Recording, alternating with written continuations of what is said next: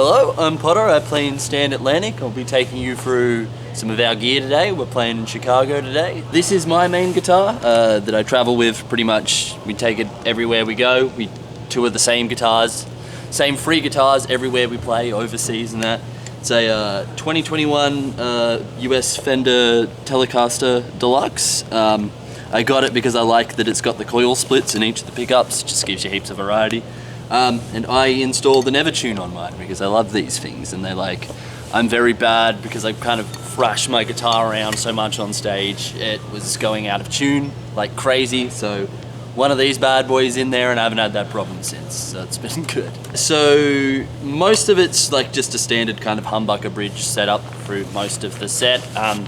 But like I said though, there's like heaps of variety in kind of like the tones and that we would play with like throughout like all of our songs and that, but most of the actual terms of like volume and like kind of tone, it's always just dimed, and then like if I need to dial in any specific tones, you know, I need a high cut or something, I do that on the Kemper rather than on the guitar, because I feel like that's just the easiest way to it's just way easier to do that and just to save that as a preset instead of trying to like fiddle with my volume and tone knobs every night and like kind of that. But in terms of like the set, I'm changing between pickups, I'm changing coil splits like all the time, just whatever fits that particular tone the best. We are sponsored by the good people at Ernie Ball, so I do 56 to 10s on mine. I do their hybrid set, like the one that's like, but then also switch out the 52 for a 56 just to make like, because we play in drop C, so it just helps. It's like the bottom string being a bit looser just helps it be a bit more stable by putting a 56 on the bottom. So this is Bonnie's main guitar that she plays.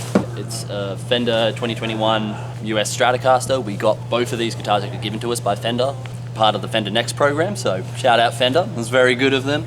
And then all we've done for the mod to this one is we've changed out the bridge pickup for a bare knuckle, some kind of bare knuckle, I can't remember, our producer recommended it, but there's some kind of bare knuckle, it's not stock. So the strings are ridiculously thick. It's a 7-string set, but just without the top like highest 10 strings. So this is a 56 to 13. So you pretty much can't bend these strings even if you tried, which is good for her because all she's doing is just power chords the entire set. Picks, these are by Grover Allman. They're an Australian company. They make them custom. I think they're just 70 gauge. Literally every single person in the band just plays the same pick, just a 70 gauge with our little logo on it. It's quite nice. We run a pretty simple kind of key rig. Like all this is for keys is just a MIDI keyboard that controls the laptop off stage that's running Ableton. So all our synths and keys tones we just run out of Ableton, because you know this is like a kilo and fits in my backpack, and we have to fly everywhere, so anything that doesn't require me flying around a huge like Nord stage kind of keyboard is way better. It's 49 keys, so I can play all the ballady stuff as well. It's got just enough keys, but like, you know, still incredibly tiny and can just fit in a backpack and super light, and then just all like, you know, let like the computer do the main kind of like actual processing and sound, because, you know, it's just a lot easier to do it that way. Just let like kind of Ableton do all your sounds and then just use a MIDI keyboard. So in terms of what's on the bottom here, this is all we have on stage for guitars. Everything else is run off stage. It's just a tuner that also doubles as a wireless. And then this is just the go button that kind of just runs all our tracks and runs everything back at the rig that kind of all gets like left off stage. So we have a very simple stage setup in terms of guitars. Like the less things that we have to be pressing on stage, the better. Just one tuner, just make sure we're in tune, that's all I need on stage. In terms of what we do, like a lot of it's just standard like pianos and the like Wurlitzer tones, it's all just stock Ableton plugins. And then for some of the harder like more synth stuff I'm recreating, I'm literally just sampling the stems, because like our producers, you know, got a million different keys and like synth plugins, and I'm like, I can't try and emulate all of them, so sometimes I'll literally just sample it and put it on like the sample pads up here, or just on the keys and just play it as a sampler rather than like trying to recreate synth tones, you know.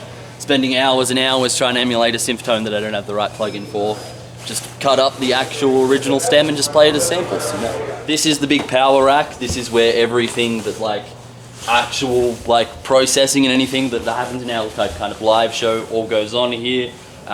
It's super compact and stuff, just because like I said, we have to fly with everything because we're from Australia and it's just touring's hard, so everything just splits up into nice little 23 kilo units that we can just load on a plane, and you know, Virgin baggage handlers can just yeet it into oblivion. But So far yet, nothing has broken. So just on top, it's just the 2 Kempers that we run for both the guitars. And then an X32 and some wireless units for our in-ears and that. And then like Cymatic just runs all our tracks. A wireless mic, one of the Tascam TA1VP units for vocal processing that just does like a bit of reverbs, a bit of like kind of tuning on the vocals and that. And then a stage box, a very messy stage box where everything that like all our inputs just come to for our like ears mixing and then getting sent over AES to front of house so that our sound guy can kind of do the bulk of the work. Bonnie's dad actually has an old 80s Marshall JMP, I think it is, from the 80s that we use on all of our studio recordings. It's like every album we've used the exact same amp for, like since we've been a band. So we were just like, yeah, all right, let's just model that for our like live tones. And then that's, you know, most of just kind of like what we use live. Anytime I want to go to like more of a lead tone, I just chuck a tube screamer in front of, like a tube screamer emulation in front of it, put a little bit of a reverb and delay. I'm not a very effects heavy person. I'm not very good at that, but like, you know, a couple of cleans as well. I think there's like a couple of Vox AC30 kind of like emulations in there. I think there's like some Fender twin reverbs and stuff, but all the, you know, the common ones you'd expect to see on like a Kemper or just any kind of like amp emulation. So we're using the Sennheiser EW,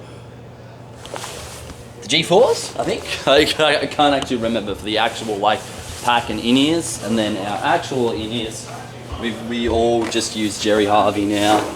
Nice custom kind of molded ones.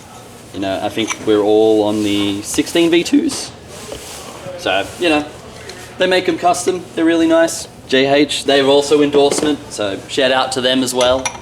Shouting out a lot of people in this video who give us cheap or free stuff. So JH as well, but pretty much the best in-ears you can buy, in my opinion. If you don't know who we are Stand Atlantic. Just check us out on all the common socials. We're on Instagram, Twitter, TikTok, I assume. I don't know, I don't really run any of them. They're all just at Stand Atlantic.